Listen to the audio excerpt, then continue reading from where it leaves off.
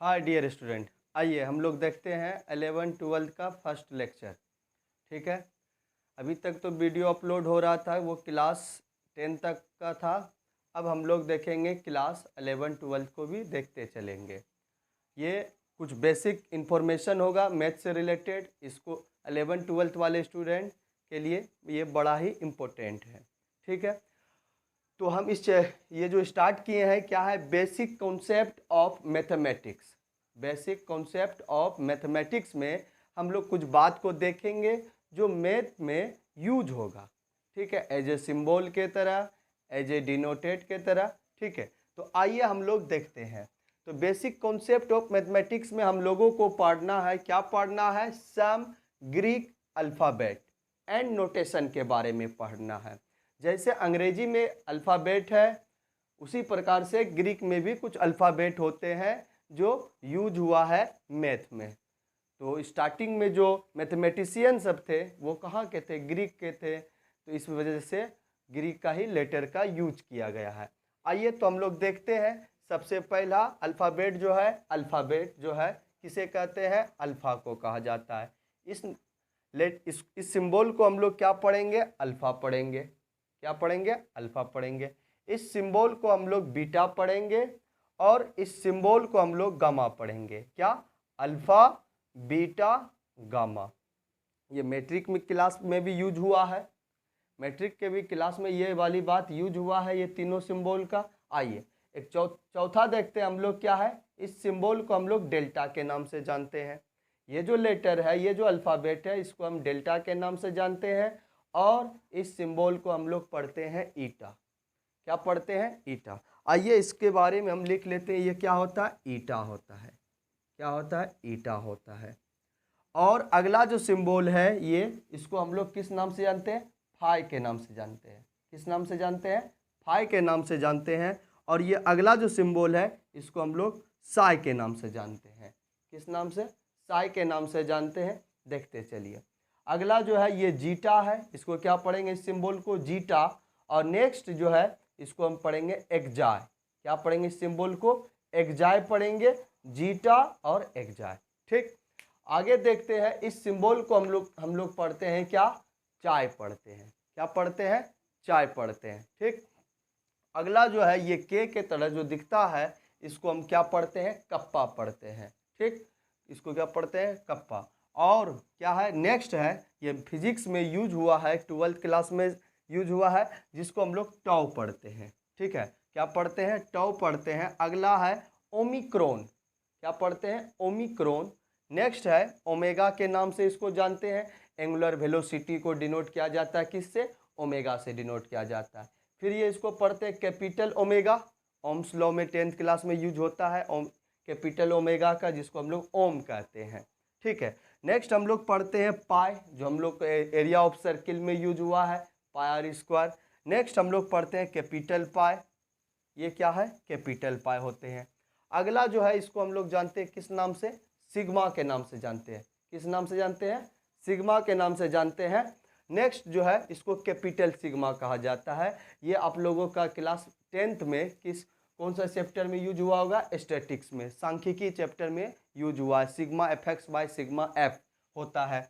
और इसको पढ़ते हैं आयोटा, आई को पढ़ते हैं आयोटा। ये भी यूज हुआ है कॉम्प्लेक्स नंबर में, क्लास 11th में ये यूज होता है कॉम्प्लेक्स नंबर में। और ये जो इस सिंबल को हम लोग पढ़ते हैं म्यू। क्या पढ़ते हैं, म्यू, यानी माइक्रो भी कहा जाता है। इसको पढ़ते हैं न्यू।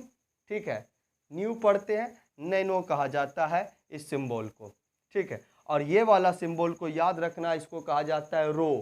क्या कहा जाता है, रो। रेजिस्टिविटी को रो से डिनोट किया जाता है। फिजिक्स में रेजिस्टिविटी को किस से डिनोट किया जाता है, रो से डिनोट किया जाता है। यकीनन आप लोग अगर कोई पढ़े होंगे तो उसको पता होगा। देख लीजिए, अगला जो इस सिंबल को हम लोग जानते हैं किस नाम से जानते हैं, एप्सिलॉन के नाम से जानते हैं। ठीक है, एप्सिलॉन। अब ये एप्सिलॉन क्या होता है, इसके बारे में लिखा गया, it is a very small positive quantity. यानी ये जो है सब बहुत छोटा पॉजिटिव क्वांटिटी होता है।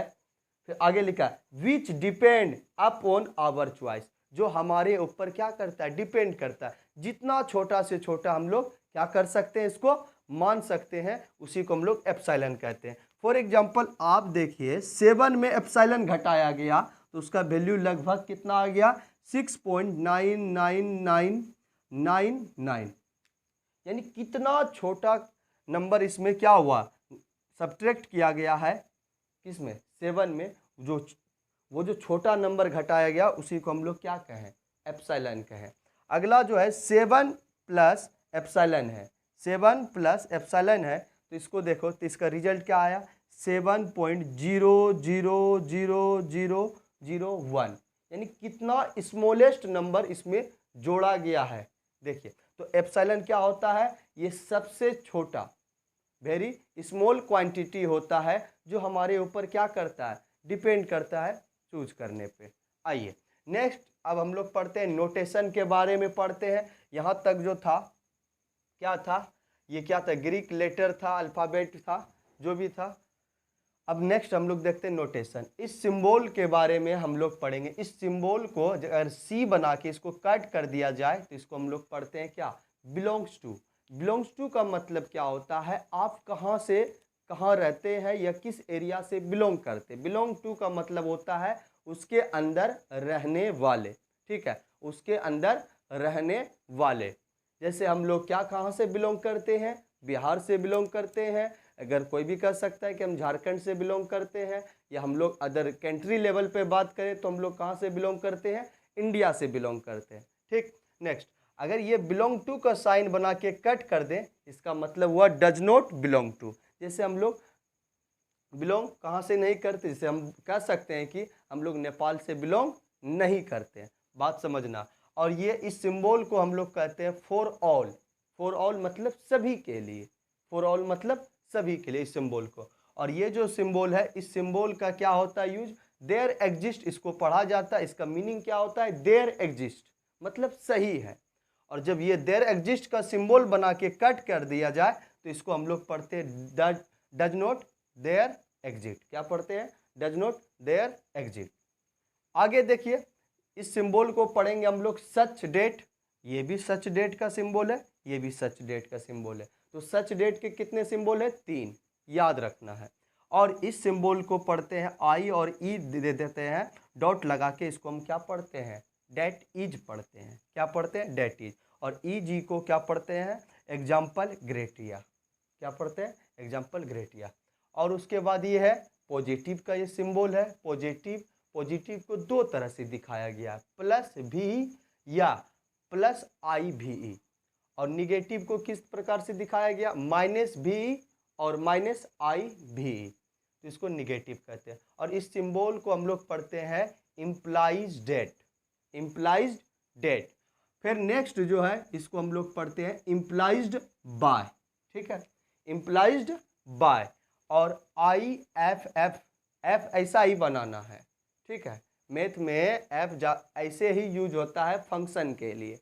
आप जब रिलेशन फंक्शन चैप्टर पढ़ेंगे तो एफ का यूज इस प्रकार से, तो एफ ऐसा ही बनाना है।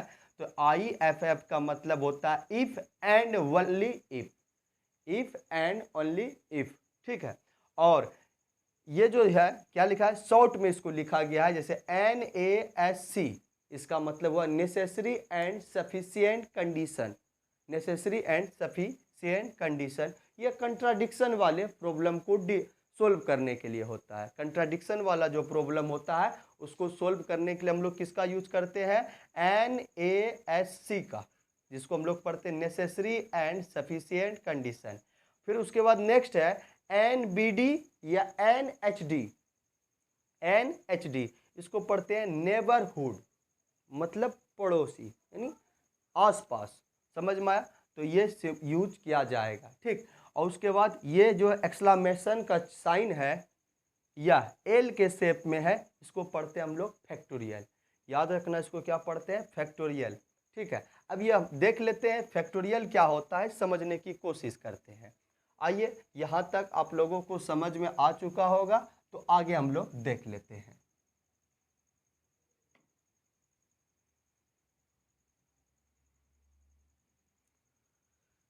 इसको आप लोग अच्छे से एक नोटबुक तैयार करके उस पर लिख के रखेंगे, यकीनन आपको बहुत ही काम आएगा, ठीक है। तो ये सिंबल सब जो है आप लोग एक नोटबुक में मैथ के कॉपी के फ्रंट पेज पे आप इसको लिख के रखेंगे तो आपको पढ़ने में आसानी होगा। ये सारे जो सिंबल है ये डायरेक्ट यूज होता है, सेट में यूज हो जाता है, ये सिंबल यूज हो जाता है कंटिन्यूटी में, ये सब सिंबल यूज होता है। तो इसलिए तो आइए हम लोग पढ़ रहे थे क्या, फैक्टोरियल। फैक्टोरियल तो फैक्टोरियल को डिनोट किया जाता है, इसको सिंबल तो आप तो देख लिए, इसको डिनोट किया जाता है एक्सक्लेमेशन साइन या एल शेप में, इस शेप में रहता है, तो इसको फैक्टोरियल का ये साइन है। अगर इस शेप में अगर अंदर में कुछ लिख दिया जाए तो इसको पढ़ेंगे क्या हम लोग, फैक्टोरियल, फैक्टोरियल एक्स पढ़ेंगे। क्या पढ़ेंगे, फैक्टोरियल एक्स। अगर इसके अंदर 5 लिख दिया जाए तो हम लोग पढ़ेंगे फैक्टोरियल 5। क्या पढ़ेंगे, फैक्टोरियल 5। ठीक है, फैक्टोरियल 5 को इस प्रकार से भी डिनोट कर देंगे हम लोग। ठीक है, अगर 6 और ये एक्सक्लेमेशन का साइन है तो इसको क्या पढ़ेंगे, फैक्टोरियल 6। क्या पढ़ेंगे, फैक्टोरियल 6। ये होता है। और याद रखना है फैक्टोरियल के अंदर कभी भी निगेटिव नंबर नहीं होगा, ना ही फैक्टोरियल के अंदर, ना ही फैक्टोरियल के अंदर फ्रैक्शन नंबर होगा, फ्रैक्शन नंबर होगा। जब भी होगा फैक्टोरियल के अंदर एक कंप्लीट नंबर होगा, फैक्टोरियल के अंदर एक कंप्लीट नंबर होगा, वो भी पॉजिटिव में होगा। फैक्टोरियल के अंदर कैसा नंबर होगा, एक कंप्लीट नंबर होगा, वो भी पॉजिटिव में होगा। आइए देख लेते हैं। और याद रखना इस बात को भी, फैक्टोरियल 0 का मान 1 होता है। फैक्टोरियल 0 का मान क्या होता है, 1 होता है। इस बात को भी याद रखना है। जैसे कुछ बातें ऐसा होता है जो याद रखना पड़ता है, स्टार्टिंग में वो साबित नहीं होता है, तो वो आपको याद रखना पड़ेगा। जब आप आगे बढ़ेंगे, ठीक, ग्रेजुएशन में जाएंगे तो वहाँ सीखेंगे, वहाँ हो सकता है प्रूफ हो, तो आप लोग वहाँ जाके देखेंगे। तो कुछ बात को आप लोग को याद रखना पड़ेगा। तो इसको पढ़ेंगे, फैक्टोरियल 0 का मान क्या होता है, 1 होता है। अब समझिए फैक्टोरियल का मतलब क्या होता है और इसको किस प्रकार से इसको यूज करेंगे हम लोग। जैसे फैक्टोरियल 5 लिखा है तो इसका मतलब, इसका जो सोल्यूशन होगा तो 5 से स्टार्ट करेंगे। 5 × 4 × 3 × 2 × 1। ये कब तक करेंगे, जब तक 1 पे नहीं पहुंच जाएंगे। जिस नंबर से दिया जाएगा उस नंबर का इंटू हम करते जाएंगे, कब तक, जब तक 1 नहीं आ जाए। अगर आपसे पूछा जाए फैक्टोरियल 10 का वैल्यू कितना होगा तो क्या होगा, 10 × 9 × 8 × 7 × 6, ऐसे करते करते कहाँ तक, इंटू 1 तक। अगर आप इसको गुना करते हैं तो कितना हो जाएगा, 4 पंचे 20, 20 दिया 60 और 60 दूनी 120, यानी 120 हो जाएगा। आप इसको भी मल्टीप्लाई करेंगे तो वो होगा। और रहा जैसे फैक्टोरियल दे दिया 100 का मान पूछ लेगा तो आप याद रखेंगे 100 से स्टार्ट करेंगे, 100, ठीक, 100 × 99 × 98 इंटू, ऐसे करते करते कहाँ तक, 1 तक। ये होता है फैक्टोरियल। ठीक है, अगर आपसे पूछा जाए फैक्टोरियल 7 का वैल्यू बताइए तो आप 7 से स्टार्ट करेंगे, कब तक गुना करते जाएंगे, जब तक 1 नहीं आ जाए, हमेशा एक कम करते जाएंगे। ये होता है, ऐसे करते करते कहाँ तक, 1 तक। अब रहा फैक्टोरियल का यूज कहाँ होता है, तो 11th क्लास में एक चैप्टर है permutation and combination. Permutation and combination chapter है, उसमें यूज किया जाता है, परमुटेशन और कम्बिनेशन में। और परमुटेशन और कम्बिनेशन का यूज फिर 12th क्लास में जब प्रोबेबिलिटी पढ़ेंगे वहाँ यूज होगा। बहुत सारा ऐसा चैप्टर है जहाँ पे यूज किया जाता है परमुटेशन और कम्बिनेशन का। तो जब परमुटेशन कम्बिनेशन आएगा तो उसमें फिर फैक्टोरियल का बात आएगा। तो यकीनन आप लोग को अगर फैक्टोरियल का बात आएगा तो आप लोग समझ जाएंगे। जैसे आपसे पूछ सकता है कि फैक्टोरियल 3 × फैक्टोरियल 7 अब बाय फैक्टोरियल 4 है, तो आप बताइए इसका वैल्यू क्या है। तो फैक्टोरियल 3 के बदले हम लोग लिख सकते हैं 3 × 2 × 1, और 7 के बदले आप लोग लिख सकते हैं 7 × 8 इंटू कितना, देखिए इंटू 6 इंटू 5 इंटू 4 से नहीं लिखेंगे तो 4 को हम क्या लिख सकते हैं, फैक्टोरियल 4 बाय फैक्टोरियल 4। और फैक्टोरियल 4 से फैक्टोरियल 4 खत्म, आप इसको क्या करेंगे, गुना कर देंगे तो आपका आंसर आ जाएगा। ठीक है, तो ये है फैक्टोरियल की कहानी। तो हम लोग यहाँ तक देखें, बहुत जल्द हम लोग फिर से बेसिक क्लास का और आगे बढ़ेंगे। इसमें बहुत सारे बेसिक क्लास में अभी बात पढ़ना पड़ेगा, जैसे आप लोगों को पढ़ना पड़ेगा इंटरवल्स, इंटरवल्स के बारे में पढ़ना होगा। इंटरवल्स 4 प्रकार के होते हैं, ओपन, क्लोज इंटरवल, उसके बाद क्या ओपन क्लोज, फिर क्लोज ओपन, ये इंटरवल पढ़ेंगे। उसके बाद सिंथेटिक डिवीजन पढ़ेंगे, ये पढ़ना पड़ेगा। ठीक है, तो बहुत सारी बात अभी है जो हम लोग इनइक्वलिटी के बारे में पढ़ेंगे। तो ये सारी बात हम लोग पढ़ेंगे जिससे हमको रिलेशन और फंक्शन में डोमेन और रेंज निकालने में क्या होगा, आसानी होगा। तो हम लोग देखेंगे बहुत जल्द, नेक्स्ट लेक्चर आएगा तो आप लोग उसको उसमें क्या करेंगे, उसको भी कंटिन्यू करेंगे। और बेसिक क्लास बहुत ही मस्ट है, तो इसका प्लेलिस्ट आपके यूट्यूब चैनल पे मिल जाएगा। तो आप उस प्लेलिस्ट के माध्यम से आप लोग 1 बाय 1 करके नेक्स्ट लेक्चर देखते जाएंगे। तो ठीक है, बाय।